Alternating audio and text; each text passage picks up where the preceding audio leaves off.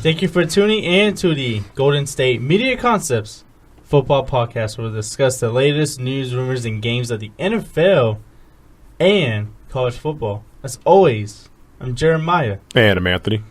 And we're back again. And we're heading to the new league year pretty soon. And, that means free agency is going to start. So one player that could potentially become a free agent is Adrian Peterson. And Minnesota Vikings general manager Rick Spielman said that the team has not talked to AP or his agent about his team option for 2017, which will pay him $18 million, and it will trigger a $6 million roster bonus if he's on the team by the third day of the new league year. And remember, Peterson is turning 21 on March 20th. 32 on March 21st. Oh, I mean, yeah, he's turning 32 on March 21st. He was very unproductive, even though he did have a torn meniscus. But still, when he was on the field, he wasn't the same AP. So, is it time for the Vikings and AP to split? Move on? Basically, yeah. I think it is. I loved watching Adrian Peterson when he was with the Vikings. He was, especially when he came back from the ACL injury, he was just every week getting 100-yard, performances, busting 70-yard gains, all the time, left and right. And he's debatably the best player in the history of the Vikings organization, right? Whether you want to say Tarkenton or whatever, you can, Randy Moss, depending on how you want to go with it. But he is one of the people that, meant so much for that organization from 2007 on. You had him and Brett Favre for a little bit. They came really close to winning a Super Bowl. And, if anybody could have done the whole, stopping Father Time kind of thing of a 30-year-old running back, he would have been the one I would have chosen to be that guy. But, like you said, he's going to be 32 in a couple of weeks, and he's, not the same guy. Maybe he had a bad year, right? It could be the thing of, maybe he just had a bad year, and maybe he'll come back and be a lot better this year. Because you'd say, he was injured. Okay, well, also, when you get older, those injuries tend to happen a lot more, right? It's one of those things where, yeah, you are, unfortunate because of injury, but as you get older, those injuries kind of happen more and more. So it's not to say that, he can't get back to somewhat of Adrian Peterson, but he's also probably just as likely to hurt his knee again, right? That's a solid enough, option. And if you're the Vikings, you can't give $18 million to that. It's one thing if his contract was a lot less, but $18 million, man, that's you can invest all that money in a guy that might get hurt. And then it's not like you're the Viking or the Cowboys and have a good running back, behind him with Darren McFadden and even Alfred Morris. If Ezekiel Elliott went down, you basically have him. We saw once he went down, it's okay, so they have nobody. So, as much as it may stink, that's how the NFL works. Joe Montana was, didn't end his career with the San Francisco 49ers. Joe Namath didn't end it with the Jets. Brett Favre didn't end it with the Packers. These things happen. Even running backs, Emmitt Smith didn't end his career with the Cowboys. So, it's going to happen. It'll probably happen sometime soon.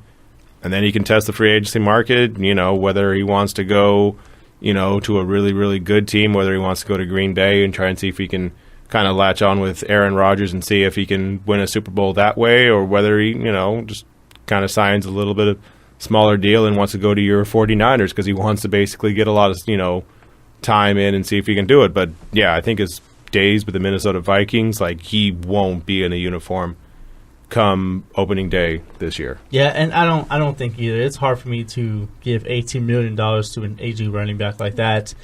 Well, Rick Spielman did say, no matter what happens with Adrian Peterson in the next 2 weeks, he said Adrian will always be a Minnesota Viking. And that's basically the death blow of just he'll always be a Viking, just not actually on the roster. The fact that he said no matter what happens in the next 2 weeks pretty much tells you that they're not very confident. That's what you tell your girl if you're breaking up with her. No matter what happens, exactly. We'll always be friends. That's not a good sign, man. That you can, just by that you told me that he will always be a Minnesota Viking, that tells me that the future doesn't you're telling me that he's not in your future. Right, exactly. And I think the Vikings are going to look in the draft for a running back because this is a real good running back class. Like, exactly. You can get a good running back in the second or third round. Yeah. And Spillman said this is probably one of the best class he's ever seen. So I do think they will definitely move on. They will address the running back position in the draft because the guys that they have now, Jared McKinnon and Matt Asiata, no good. They stink. They're bad. Yeah. They just couldn't. They weren't productive. Right. Matt Asiata was slow. Mm-hmm. Jared McKinnon, he looks athletic, but that's all he is. He's just an athletic football player. Right. So I do think Peterson would not be a Viking. And unfortunately, it's not going to happen. But moving forward to the offseason here, there's going to be a number of teams that are going to be interested in Adrian Peterson. You know why? He did say that he has his eye on a number of teams like the New York Giants, the Tampa Bay Buccaneers, and the Houston Texans. I think the New York Giants will be a good fit because you got a team that is playoff ready. Yeah. You got Eli Manning, who is in the back end of his career. You got one of the top receivers in the game in Odell Beckham Jr. So there's some potential for a good playoff run there because Adrian Peterson, he wants to play for a contending team. Oh yeah, obviously, that can win the Super Bowl now, and I do think that can be one team. Another one, in my opinion, will be the Green Bay Packers. Playing with Aaron Rodgers and that offense, I do think that would be a good chance. And that was one of Green Bay's main weaknesses last year was running the football. They couldn't do it. They had Ty Montgomery, a receiver, as their starting running back. Yeah, that pretty much tells you how Ocho was the running back. That pretty much tells you how the running backs were last season. Pretty much, yeah. And I can see him with Tampa Bay mainly because Doug Martin is suspended for the first 4 games. So I do think they can make a potential good duo there, and Adrian Peterson doesn't have to carry the rock 20 times a game. So I can see a potential marriage there. The Texans, maybe. They do got Lamar Miller there. They did invest money in Lamar Miller. But Lamar Miller looks like he wants to be a workhorse, but he looks like he cannot be that first-tier level running back that they signed him to be, or that Lamar Miller wants him to be. But I do think the potential backfield of Adrian Peterson and Lamar Miller is really scary. And this is the team that could potentially get Tony Romo. So I think it's also the situation. I don't think he goes to Houston just in the sense of he's not going to want to share the load. Like, Adrian Peterson is one of the top, 15 best running backs of all time, 10 to 15, depending on where you want to classify him.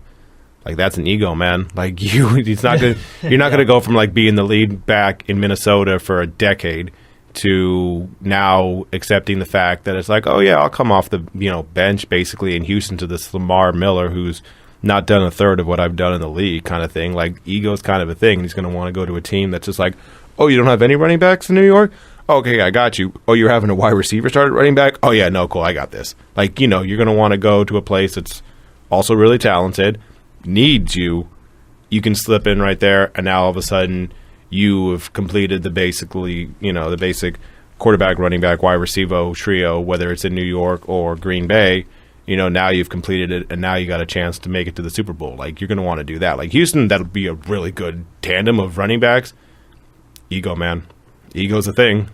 Yeah, and that's why I don't think he would go to Houston or Tampa Bay. Right. He doesn't want to share.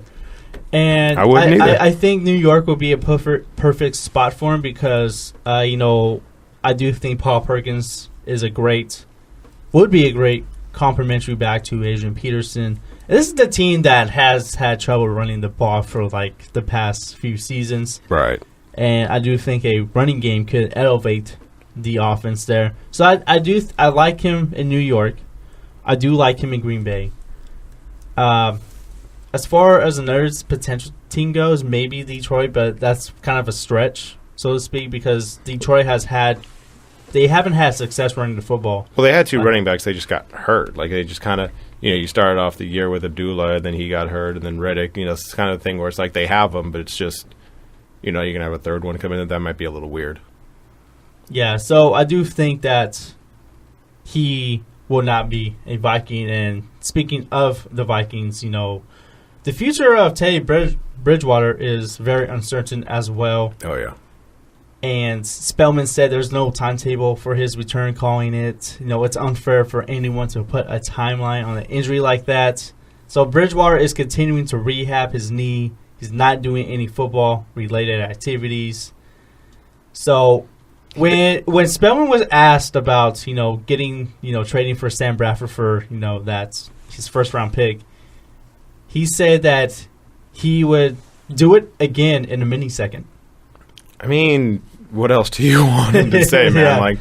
Yeah. The thing with Bridgewater was Bridgewater not only tore his ACL, but he dislocated his kneecap. Yeah, I don't mean to laugh at that. No. But, that's the thing where it's just it's like an injury that can heal for, 2 years. Well, because, an ACL takes you a year, and a broken kneecap, apparently what he did, it wasn't just a thing of just it popped off and, okay, cool, let's put it back. No, it was really, really, really bad. He almost lost his leg. You may need a year just for each of those injuries, a year for the ACL and a year for the kneecap. Just basically, you take your time, come back 100% because, this is, a really, really bad injury that's, if you come back not all the way and you get hurt again, that just sets you back. So just take your time, do whatever you need. And then as far as Sam Bradford goes, I mean, what do you want him to say? He's okay. Would you have done the trade again? I mean, maybe. I don't if it know. was offered, I think, you're going to be like, I would do it in a second because we saw last year with Bradford, right? He got all in his feelings basically when they drafted a quarterback in the first round, second overall. He all of a sudden was just I don't want to play here anymore, right? Remember that in Philly? Yeah. He basically was the guy that got all pissed off for that. So, he's kind of sensitive in that aspect. So, you want to boost his ego. We would do that in a second. The man's in the prime of his career, which, I mean, technically, yes. Also, before the prime of his career, he's been injured a lot and has been unreliable. He's on his third team. Right, there's that too. He's number 1 overall pick. That's the thing, Sam Bradford's not a bust. It's the thing, it's he's not a bust because you think of a bust as a Ryan Leaf or Jamarcus Russell kind of thing. He's not that. He's been a good enough quarterback. Just, he's never been anywhere close to what you want a number 1 overall pick to be. Yeah, and with his contract is actually expiring after the 2017 season. So Spillman didn't really what he said regarding Bradford. He said they haven't really tried to work out an extension yet. He wouldn't say whether or not they would. So that's what he said. He said everything is in flux right now. I'll just leave it at that. So he's basically going to play him out this year and hope for Bridgewater to come back. And if Bridgewater's, through 13 games or something like that, starts to be yeah, coach, I got this. I'll be able to go next year. Everything will be great. If you can kind of see that progress going there, then you just look at Bradford and maybe you try and trade Bradford or something like that. I don't know. Maybe you try and sign him or something like that. You kind of take it from there, right? Because if Bradford goes away, okay, you have Bridgewater, and if they re-sign Bradford and you can get a couple of games to highlight Bridgewater, maybe you trade him, right? Maybe you get a 4th-round pick for him or something like that. There's ways around this that could make it so you can get good value because, you gave up a lot to get him. But yeah, they did. They gave up a whole lot. And I think the Vikings have a decision to make soon. They had to decide between Sam Bradford and Teddy Bridgewater. I never thought I would ever say that in my life. I mean, I never thought I would say that ever in my life. Bridgewater's the weirdest thing because he was so hyped in his junior year or sophomore year, whatever the year was. I think it was before he came out. His the year before he came out, yeah. He was the number 1 overall pick. Look at this guy in Louisville; he's great. Da da da.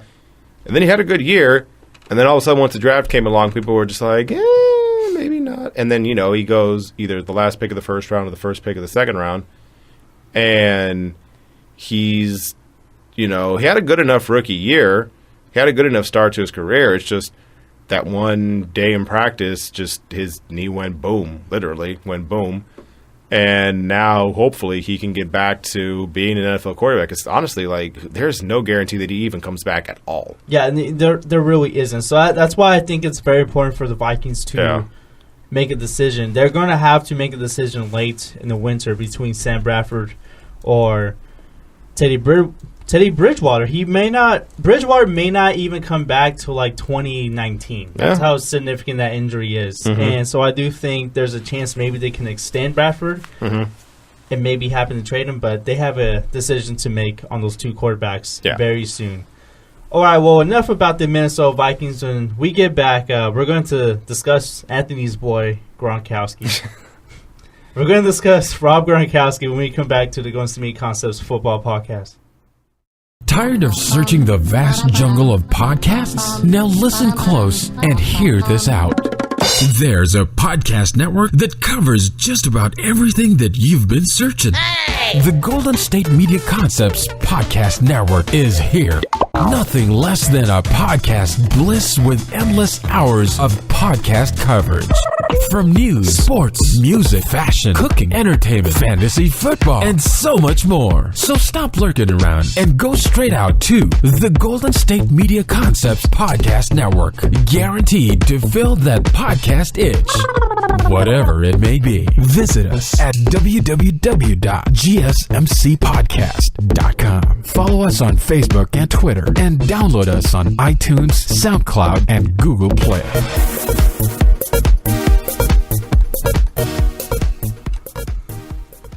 Well, Anthony, your boy, Rob Gronkowski. Okay, let's talk about this real quick. Okay. No, hold on. All right. Well, all right. Dang, you just really went all in on that. Well, no, okay. Because, this is day 2. Okay. Now, I'm a Miami Dolphins fan.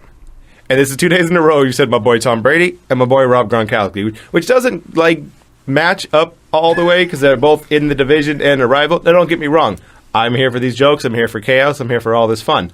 Also, Brady's funny on Instagram, and Gronkowski is a madman. It's fun for both of these things.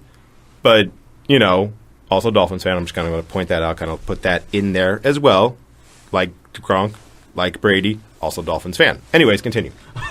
Okay, thank you for that disclaimer there. Okay, well, Rob Gronkowski told ESPN's Kerry Champion that he would no doubt be ready for the start of 2017 season. So, Gronkowski has been plagued by injuries, and he's only 27. You want to know how many surgeries he's had? He's had 8, and he had 3 last year. His third back surgery. And he's had 8 surgeries before the age of 27. Mm-hmm. So, don't get me wrong. Gronk is He's a talented player. Oh, God, yeah. He's like a god on the football field. You can't stop him when he's fully healthy. But you got to be concerned if you're the Patriots, the way that Gronkowski's health has been. Mm-hmm. He's had, his third back surgery. He's had 8 surgeries before the age of 27, and he hasn't been able to play 16 games in past 2 seasons. So you got to be a little concerned a little bit about Gronkowski. But the fact that he's saying that he would no doubt be ready should create some optimism there. And if he comes back fully healthy, this team can be even better on offense, and that's scary because this is the team that literally just won the Super Bowl and pulled off the greatest comeback of all time. Sure. I mean, Gronkowski is someone who basically helps the math on the team, right? Because you have to defend him as if, if you didn't, he's going to burn you for a 50-yard pass, which he does a handful of times. Anyways, but at the same time, the whole saying goes, the best ability is availability, right? And he hasn't been that. He hasn't played 16 games since 2011.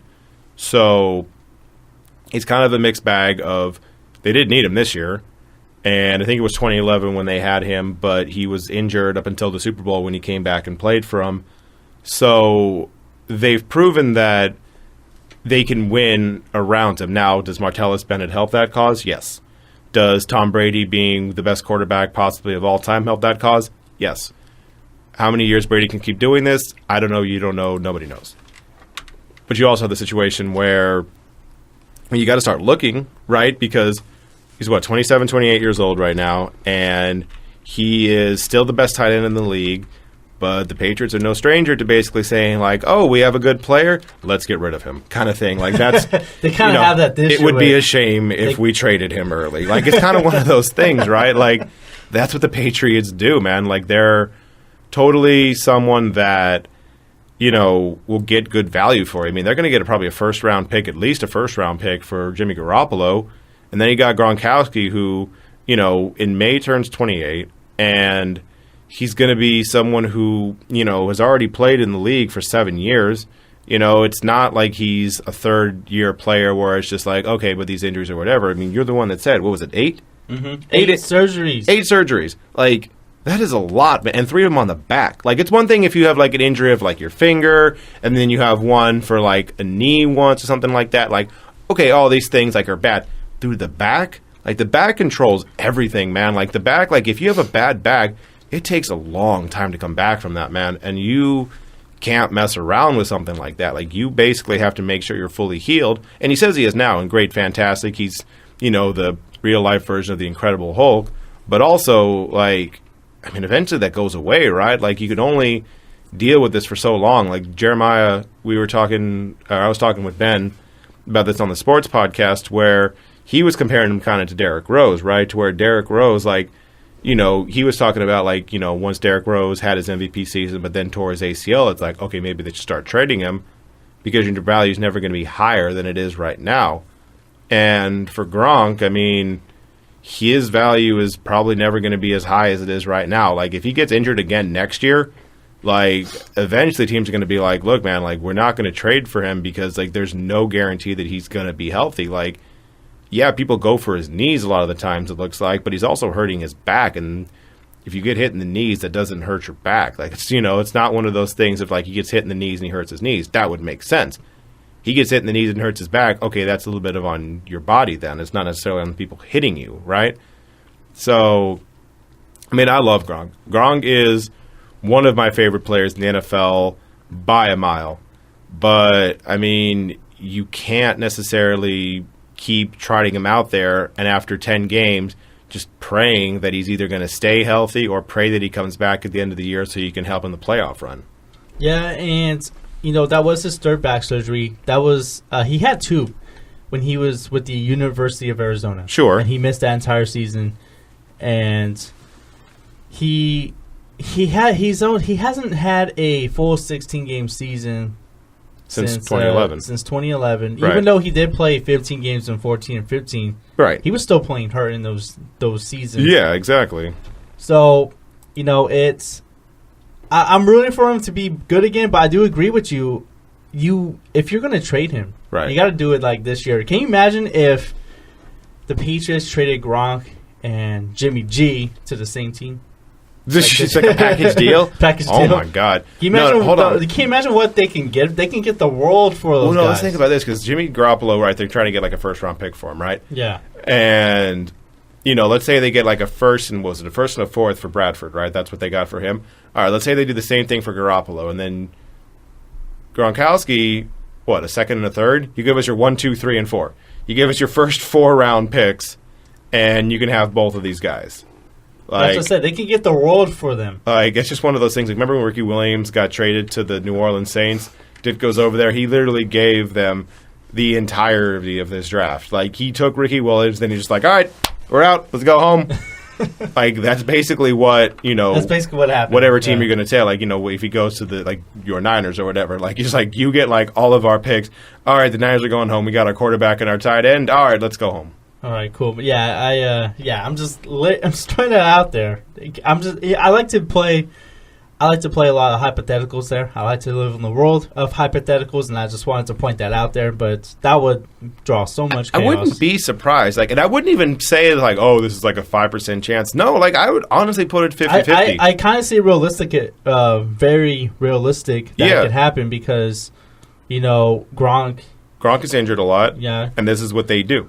They do. They find ways to move on from, these types of players. Right. Like, if this was some team like the Steelers that kind of keep players around or whatever and do those kind of, like James Harrison still with the team and stuff like that. Polamalu played till the end. Like, I'm not saying, like, it's bad that they keep them, but, like, they're kind of more of an organization where, like, they'll keep that one player, but get other people around him to help out, right?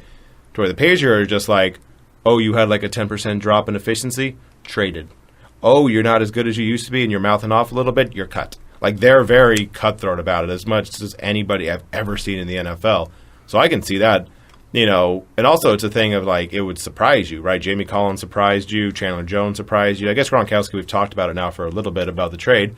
But even if it happened on the trade night, right, if all of a sudden the Patriots have traded Jimmy Garoppolo too, Rob Gronkowski to the, you know, Arizona Cardinals for a second and third round pick, would be like, wow, okay, wow, they actually did that. Wow. Yeah, no, but I just got to say, Gronk probably had his worst season. You know, if you look at his numbers from 2016, you know, he only had 25 receptions, 540 yards, and 3 touchdowns. Yeah. That was his worst season. And he played in 8 games. In some of those games, he was just a decoy kind of person. Yeah, pretty much. And before we take a break, I do want to talk about his comments on the Patriots Super Bowl victory. When he was asked about Commissioner handing the trophy to Tom Brady, this is what he said. He said, quote, "It was great to see him hand over that trophy for sure. I was happy for Tom Brady." End quote. So he was asked what he thought of Roger Goodell handing the trophy to Tom Brady, and we do all know about that. The Deflategate we talked about for like literally, it was like a 2-year story when it should have been like a 3-day, maybe 1-day story. Right. But he was also asked about Goodell possibly returning to Foxborough anytime soon to attend a game after the Deflategate fallout. But Gronk wasn't too optimistic about that. He said, "To tell you the truth, I really don't think so. The fans are nuts. They are wild. They have the Patriots back no matter what. They have Tom's back. I'm telling you, Goodell won't get through that highway if the fans saw him. I don't even think he can land the airport in Boston because Patriots fans are the best. They're the most loyal fans." So there you go. I mean, did you hear them in Houston? Yeah. The boos that he got? Like, the closest thing I've ever heard to that was when they had Gary Bettman, the commissioner of the NHL, who gets booed on a regular. Like, that's the closest thing. But Goodell got up there, and it was the funniest thing, is like he could hear all the boos, and he's just trying to power through it. What a great game! Yeah, that's how the game's supposed to be played. Yeah, look, congratulations to the Patriots, and everyone's just boo, just like so loud, man. And that was in Houston, where I'm sure there was a bunch of Patriots fans, obviously, but that was, you know, 1,500 miles away from Houston to New England. If you go actually to the source, if you go to the Beehive, you are going to get stung a lot there, and they will continue to prop your face up on the Jumbotron, and every time just raining boos. Like, they will just yell your names like, Roger. Like, they'll just be vicious with the stuff they say. Not all will be classy. They will yell very, very mean things to you the entire game. Now, he's going to have to do it at some point. It's going to be a while. But I don't know if he does it. It's going to be a long time. I don't know if he does it for week 1. It's going to be a long time. Yeah. Before that even happens. Right. All right. Well, we're going to leave you guys on that note. We're going to take our last break, and we're actually going to talk about Jameis Winston and some poor choice of words that he had to an elementary school speech that he was doing. When we come back to the Guns to Me Concepts Football Podcast. Are you looking for help for your fantasy football team? Check out the GSMC Fantasy Football Podcast. Get today's best advice on who to start, who to sit, even who you should draft. From sleeper picks to red-hot lineups, they got it all covered for you. That's gsmcpodcast.com/fantasy-football-podcast. We'll cover traditional leagues, dynasty, PPR, even IDP leagues. When you need fantasy help, there's just one show to hit up. Don't forget to like them on Facebook and follow them on Twitter. Visit gsmcpodcast.com for more info.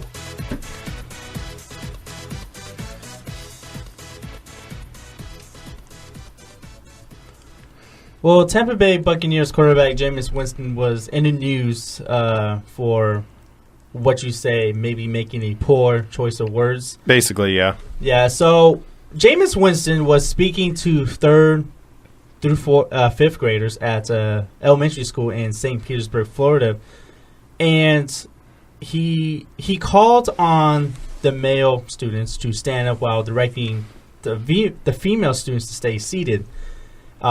So from what I've heard about this news story is that I guess there was one of the boys in the classroom, I guess he wasn't engaged. Right, he kind of had his hand on his so that's face. when he told all the boys to stand up and, the females to stay seated. And this is what he said in his speech, okay, quote, all my young boys stand up, the ladies sit down, but all my boys stand up. We strong, right? We strong, right? All my boys tell me one time, I can do anything I put my mind to. Now, a lot of boys aren't supposed to be soft-spoken. You know what I'm saying? One day you're going to have a very deep voice like this, and a very deep voice. One day you will have a very, very deep voice. And, okay, so that's what he told the boys. That's what Jameis Winston told the boys in the room. This is what he told the girls in the room. He said, but the ladies, they're supposed to be silent, polite, gentle. My men are supposed to be strong. I want you to tell me what the third rule of life is. I can do anything I put my mind to. So maybe he I think his intentions were good, but it was the wrong choice of words. And I think it was the poor choice of words. He's a bad messenger for this, right? I don't think he meant anything by it. I don't think he meant any harm by it. I just think maybe he just didn't say the right things. So his past, especially when you basically separate men and women, right? When you're basically saying all the men stand up, the women sit down, when you're saying women are supposed to be silent, I understand what he meant by that, saying like generally as a whole, men are more, bravado, loud, stuff like that, to where women are soft-spoken. Like, I get where he was going with that. Also, there's some other stuff like that you probably shouldn't do in 2017 just in general about, like, categorizing men and women. But I understood where he was going with it. The problem is when you say women should be silent and then you have in your past sexual assault allegations, that's not the best thing when you have a past of standing on top of the cafeteria table and yelling, grab them by the bleep. Or, no, bleep them right in the bleep. No, that was you're confusing Jameis Winston for Donald Trump for some reason. Yeah, but he yelled that on top of a table, right? So he did that. You have the situation where the crab legs he stole from Publix in Florida. Like, you have these situations in the past where you are a bad spokesman for certain things. And I get that he was just going and saying to the kids, like, it was outside of that thing, like he was saying, like, I can do anything I put my mind to, right? He was saying positive things like, if you want to do something, do it. If you want to be the quarterback in the NFL, do it. If you want to be a doctor, do it. If you want to be a, whatever, do it. Totally awesome, totally great. It's, a situation where you can't say those things. Because if Mariota said it, right? If Marcus Mariota said it, no one cared, right? No one would do it. The thing is, he has such a scarlet letter on him for the rest of his career. He's not going to be able to, like, say these things and have it not blow up and be this big, massive thing, which, I mean, that's fair. I mean, he was the one who, had these allegations multiple times, and who knows whether or not they happened or not. Like, that's for a court to decide, and there's murky stuff with all that kind of stuff. It's really hard to convict someone of things he was accused of. Because that, took place, you are basically under a microscope now as much as anybody in the NFL is. I mean, Adrian Peterson, we talked about the segment before, what happened with him and his kid, that's something he has to atone for as far as an NFL public relations standpoint. Ray Rice has his thing, Greg Hardy. Like, there's certain players in the NFL that have their stigma that they're not going to get rid of. And Jameis, coming from when he was at FSU, that's going to follow all the way here. And what he said, while I'm sure he meant it in, like, a nice way, it's just, you can't, like, you got to be careful with what you say. Yeah, and I really do think that he was doing a good thing by speaking to elementary schools. Yeah, no, 100%. I really do think, I think he went there for the kindness of his heart. I think he had good 100%. Intentions. I really did have a problem with the way how he said those things and, how he instructed the boys to stand up. I really think if you really wanted to engage the entire classroom, why don't you just ask every student to stand up? I just think that's what he should have done. But when he was asked about, his speech at the Tampa Bay Times, he says, I was making an effort to interact with a young male in the audience who didn't seem to be paying attention, and I didn't want to single him out, so I asked all the boys to stand up. And then he said, during my talk, I used a poor choice of words that Right. may have overshadowed that positive measure. So he does admit that it was a poor choice of words. Right. Context matters, and also your actions and history matter, right? And both of those things are coming into play with Jameis Winston. Yeah, and then, so with his past, he's going to, anything that he does related to females, he has to be careful now. Yeah. He has to be careful. And I think he was the wrong person for this. I think he meant everything well. Mm-hmm. I didn't think he meant any harm to anybody. It was just a mistake. Right. And I do think he's a talent in the league. I just think maybe he just wasn't the right spokesman for this. Right, exactly. All right. Well, that's going to conclude our show. I'd like to thank you guys for tuning in. I'll be back on Monday. You would not be here, Anthony. I will be back on Wednesday.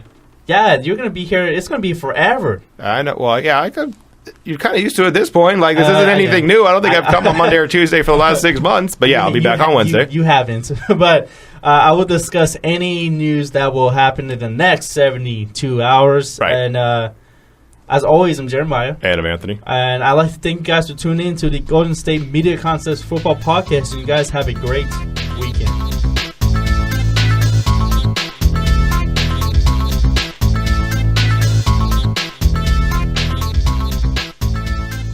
You've been listening to the Golden State Media Concepts Football Podcast, part of the Golden State Media Concepts Podcast Network. You can find this show and others like it at www.gsmcpodcast.com.